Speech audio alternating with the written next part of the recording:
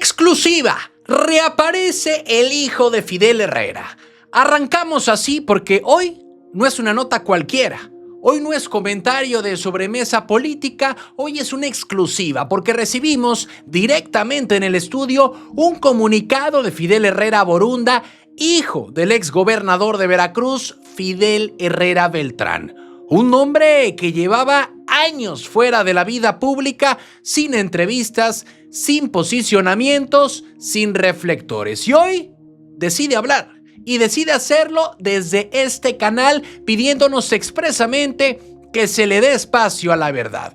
Y cuando alguien lleva tanto tiempo en el silencio y decide romperlo así, es porque algo serio está pasando. Todo esto surge por una declaración del senador Saúl Monreal, hermano de Ricardo Monreal. Una declaración lanzada sin cuidado, sin sustento y con una ligereza peligrosa, metiendo en el mismo costal nombres, historias y acusaciones, y afirmando que a ciertos exgobernadores los detuvieron por corruptos. Pero recordarás, ahorita con mucha demencia dicen de los gobernadores, pues sí, pero ahorita ya se les olvidó de Javier Duarte, que estuvo preso, que está preso, a Fidel Herrera de Veracruz, a Tomás Jackson, que también y a poco los detuvieron por bonitos, no, por corruptos, por rateros. Y ahí es donde el tema se rompe, porque una cosa es criticar gobiernos y otra muy distinta es afirmar hechos que nunca ocurrieron. Aquí hago una pausa porque esto no es una interpretación mía. Voy a leer tal cual una parte del comunicado que nos hizo llegar Fidel Herrera Borunda. Dijo que el señor Saúl Monreal hizo afirmaciones públicas sobre mi padre, Fidel Herrera Beltrán, que no solo son falsas, sino que cruzan una línea que en la vida pública no se puede normalizar. Convertir una mentira en verdad mediática para generar impacto político. Y bueno, hasta ahí. Aquí no está hablando de opiniones, está hablando de mentiras convertidas en estrategia. Y sigo leyendo otro fragmento clave porque este es el centro de todo. Dijo lo siguiente: quiero ser absolutamente claro y preciso. Mi padre nunca estuvo detenido, nunca existió una orden de aprehensión en su contra, ni en México, ni en ningún otro país. Esto es fundamental porque no es narrativa, no es interpretación política, es un hecho verificable. Y cuando alguien afirma lo contrario, como bien señala el comunicado, ya no estamos ante un debate, estamos ante una difamación. El comunicado va más allá del nombre, cuestiona el método, insinuar, sembrar sospecha, usar el ruido como herramienta política, porque cuando se juega con eso, el daño no es menor.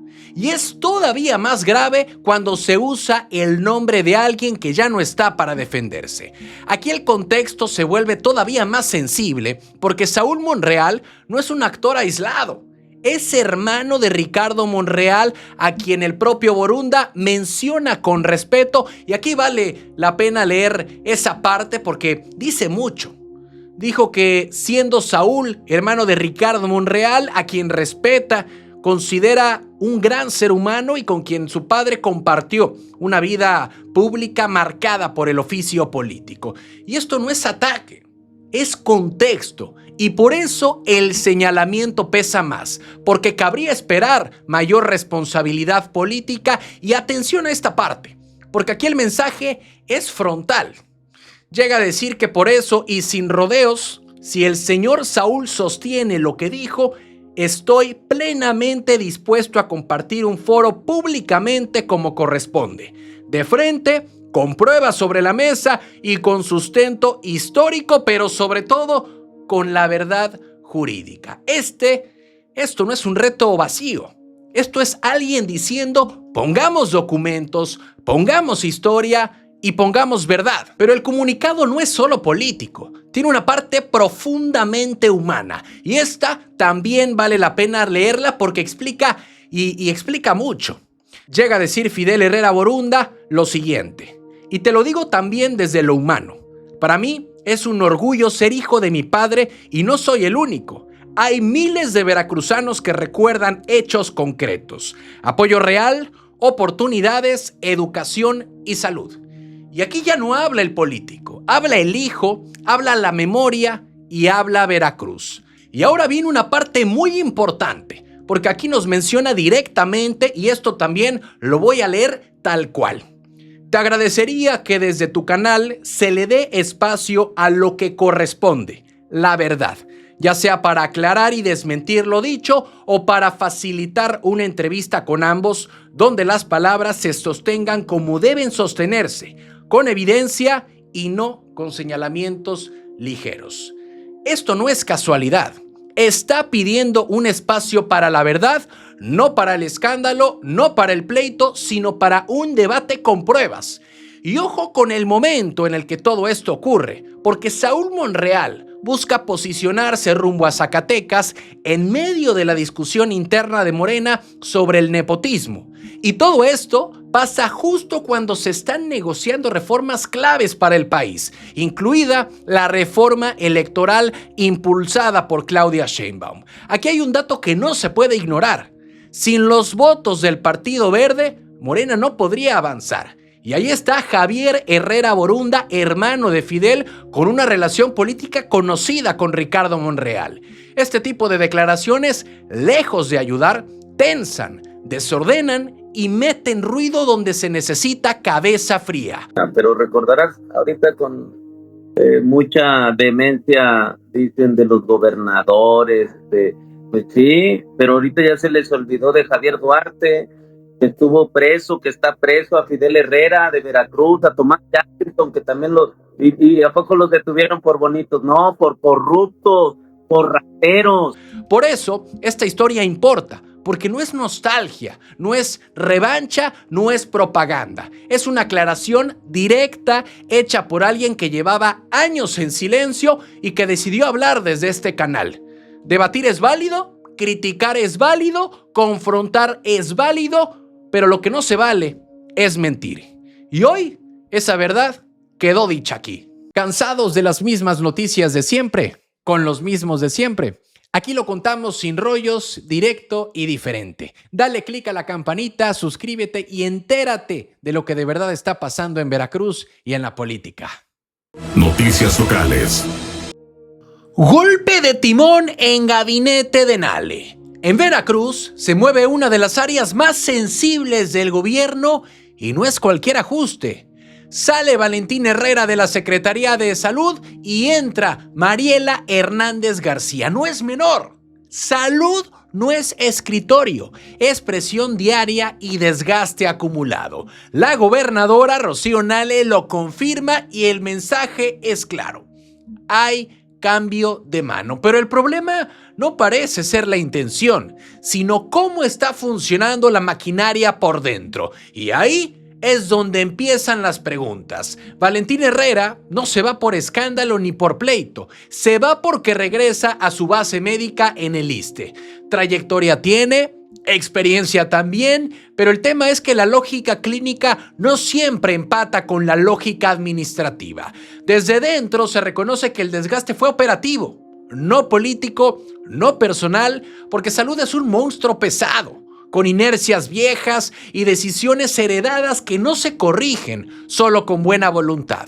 Y entonces aparece Mariela Hernández García, médica, exalcaldesa del sur del estado, con territorio, contrato político y con historial de gestión local. No llega como técnica de escritorio, llega como alguien que ya caminó presión social. Eso abre otra lectura, porque la apuesta parece ser ordenar desde abajo, no solo desde el organigrama. Las ganas están, pero ahora toca ver si el aparato responde o vuelve a atorarse en lo mismo. Mariela no es improvisada, tiene formación médica y carrera política, pero Salud no perdona curvas de aprendizaje. Aquí no hay margen para ensayo. La operación es diaria, cruda y sin aplausos. Y la crítica no viene de afuera. Viene de usuarios cansados, de personal rebasado y de un sistema que arrastra vicios, y ahí estará la prueba real, no en el currículum. Y este relevo, también manda un mensaje interno. El gobierno ajusta sin romper, reconoce límites sin hacer ruido, no se dramatiza, pero tampoco se oculta el movimiento. La pregunta es si el cambio alcanza para corregir el ritmo o solo redistribuye la carga, porque en salud, cuando algo falla, se siente rápido y se cobra caro. Veracruz entra a una nueva etapa en su Secretaría de Salud con Mariela Hernández García al frente y Valentín Herrera Alarcón de regreso a su trinchera médica.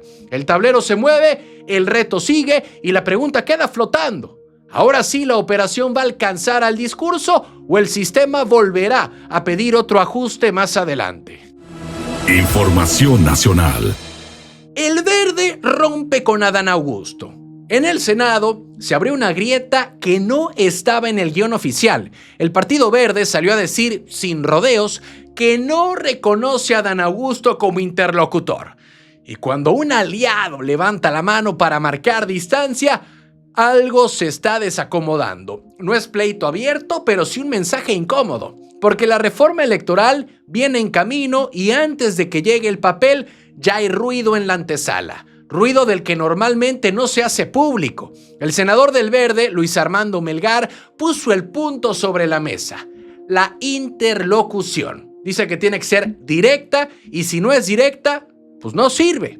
Traducido al lenguaje real, el Partido Verde no acepta que Adán Augusto López sea el puente. La lectura política es clarita.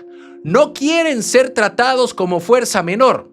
¿Son aliados? Sí, pero aliados que se saben necesarios cuando vienen votaciones delicadas. Y aquí el problema no parece ser la reforma en sí, sino quién la opera. Desde el Verde reclaman que no ha habido llamado formal, ni diálogo previo, ni mesa clara. El único mensaje dicen que fue que el tema se vería con Pablo Gómez y hasta ahí.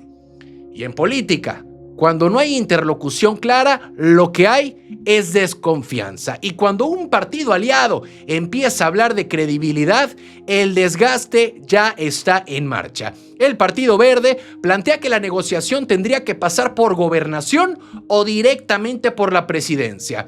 Ponen nombres sobre la mesa, Rosa Isela Rodríguez o Claudia Sheinbaum. No es casual, es subir el nivel de la conversación. Desde su óptica, aceptar otra vía los coloca en una posición secundaria y eso, en un tema como la reforma electoral, no lo están dispuestos a conceder.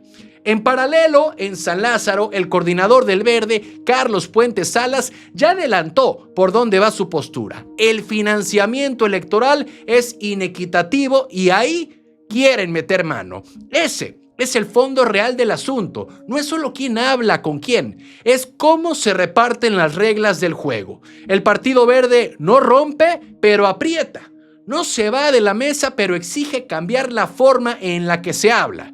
Y eso, en un bloque que presume unidad, es una señal que no se puede minimizar. La reforma todavía no llega al pleno, pero la negociación ya empezó torcida. Y cuando los aliados piden trato de pares, es porque saben que su voto vale más de lo que algunos quisieran admitir. Noticias locales. Curi abre la caja de Pandora. En Veracruz vuelve a moverse un fantasma que nunca se fue. Fidel Curi vuelve a la conversación pública y no con nostalgia futbolera, sino con una jugada judicial que sacude al sistema. Busca la intervención de la Federación Mexicana de Fútbol justo cuando el país se prepara para el Mundial. Y no es un berrinche deportivo, es una amenaza legal. Y no por el balón, sino por la estructura. Porque cuando alguien habla de meterle mano a la federación, el ruido no es menor. Fidel Curi Grajales no ha soltado la idea de regresar a los Tiburones Rojos a Primera División y en ese camino, según el periodista Ignacio Suárez, prepara una carta pesada. Pedir que la Federación Mexicana de Fútbol rinda cuentas como asociación civil. Y la jugada es quirúrgica. Si la federación se reconoce como asociación, entonces puede ser intervenida. No por fútbol, sino por ley. Y eso cambia todo el tablero, porque el fondo del pleito es viejo, la desafiliación de los Tiburones Rojos. Curi sostiene que la federación reportó a FIFA una quiebra que dice que ya había sido cubierta. Y ahí está el nudo, porque no es sentimental, es contable. Desde esa óptica, el problema no parece ser la intención de la federación, sino cómo se manejaron las decisiones internas. Y cuando el expediente se judicializa, el discurso romántico del fútbol se acaba. La sola posibilidad de una intervención en vísperas del Mundial es un temblor institucional, no por el torneo, sino por la imagen y los negocios. La federación no está diseñada para ser administrada por terceros, mucho menos por alguien que fue expulsado del sistema. El propio Ignacio Suárez, el periodista, lo dice con ironía, pero la idea pesa. Una federación bajo control judicial sería un golpe que nadie quiere enfrentar, aunque nadie lo descarta del todo. Hay precedentes, casos donde instituciones que se creían intocables terminaron intervenidas, y el fútbol no es excepción cuando entra al terreno legal. Y ahí es donde Curi apuesta. No es que tenga todo ganado, sino que el pleito sigue vivo, y mientras siga, el regreso de los tiburones rojos sigue siendo una herida abierta en Veracruz. Fidel Curi no está jugando a la tribuna, está jugando a la estructura, y eso incomoda más que cualquier protesta. La pregunta no es si volverán los tiburones, la pregunta es si el sistema está listo para que alguien le pida cuentas en el peor momento posible, porque cuando el Mundial se acerca, cualquier grieta se vuelve visible. Noticias locales. Despidos sin aviso en el gobierno. En Jalapa, mientras se habla de orden y transición, un grupo de trabajadores de la UPAV amaneció sin salario y sin certeza. Llegaron al Palacio de Gobierno no para protestar por gusto, sino porque les cortaron el ingreso de golpe. Y el conflicto no es menor. Se trata de despidos sorpresivos y de una quincena que simplemente no llegó. Y cuando eso pasa en una universidad pública en proceso de cambio, la alerta se prende sola. Las y los trabajadores señalan que la asociación civil que operaba los recursos de la UPAV terminó contratos sin pagar lo último que debía. La quincena pendiente, prestaciones arrastradas y seguridad social descontada, pero no reportada. Son las situaciones que está ocurriendo en la UPAV, y aquí el problema no parece ser la intención del nuevo esquema, sino el vacío operativo que dejó la salida de la asociación. La transición avanzó, pero el pago se quedó atorado. Son cerca de 200 personas, en su mayoría administrativos, que hoy no saben si denunciar o esperar. Algunos ya hablan de acciones legales, otros apuestan a que el gobierno del estado meta orden y destrabe el pago, y desde dentro reconocen que el cambio de modelo era necesario, dejarlo privado y pasar a lo público. Pero el problema es que el cambio los dejó en el aire, sin contrato vigente y sin ingreso. Las autoridades universitarias han dicho que existe el compromiso de recontratación una vez que la UPAV opere ya como institución pública. El personal confía en eso, son quienes conocen el trabajo diario y mantienen andando la universidad.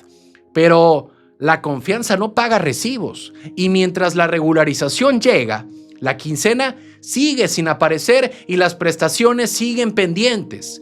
Este caso vuelve a exhibir una constante en Veracruz. Los cambios estructurales avanzan más rápido que la operación. El papel se firma, el decreto se anuncia, pero la nómina se queda en medio.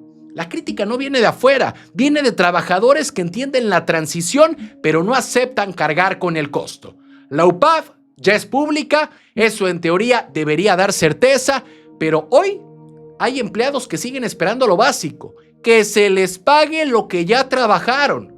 La pelota está en la cancha del Estado, no para culpar, sino para corregir. Porque si la nueva etapa arranca dejando gente sin salario, el mensaje no es de orden, sino de desorden heredado que urge atender. Noticias locales.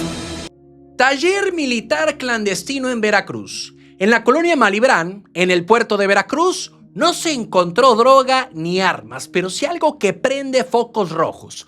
Un domicilio que, según autoridades federales, funcionaba como taller para fabricar uniformes y distintivos militares.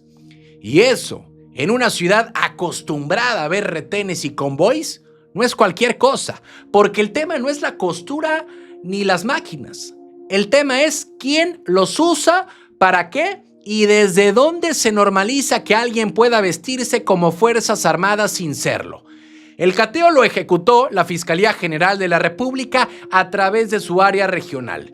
Todo con orden judicial, todo en regla, y lo que encontraron fueron más bien un taller completo. Máquinas industriales, telas camufladas, chalecos tácticos y hasta insignias. Algunas incluso con referencias a corporaciones estatales. Y aquí la lectura política es clara. No es un golpe espectacular, pero sí incómodo, porque habla de una operación que llevaba tiempo funcionando sin mayor ruido en una colonia popular, sin levantar sospechas o sin que nadie quisiera ver.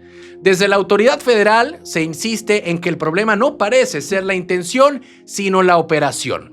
No se trata de señalar gobiernos ni de aventar culpas al aire, sino de aceptar que hay huecos donde estas cosas crecen. Y cuando alguien puede fabricar uniformes militares con esa facilidad, el riesgo no es menor. El desgaste no lo provoca el cateo, lo provoca la pregunta ciudadana. ¿Cuántos más hay que no se han descubierto? El operativo tuvo de todo: Policía Federal Ministerial, peritos, apoyo de la Secretaría de la Defensa Nacional, Secretaría de Marina y Policía Estatal. Mucho músculo, mucha coordinación, como suele verse cuando el tema toca símbolos de seguridad nacional, pero otra vez, el foco no está en el despliegue, está en lo que evidencia: fallas de control, supervisión relajada y una cadena que permitió que esto operara sin freno. Y como si no fuera suficiente, el mismo día se informaron otros cateos en Isla y Pánuco, ahora por hidrocarburos. Miles de litros asegurados, cisternas, bidones, otro delito distinto pero con el mismo patrón: infraestructura montada, tiempo de operación y reacción tardía. Desde dentro del propio movimiento se reconoce que las ganas están, pero la maquinaria no siempre responde. Y no es falta de leyes, es ejecución. Malibran no es solo una nota policíaca, es un recordatorio de cómo los problemas se vuelven rutina hasta que alguien toca la puerta con una orden judicial. Y para entonces, la pregunta ya no es qué se encontró, sino cuánto tiempo llevaba ahí.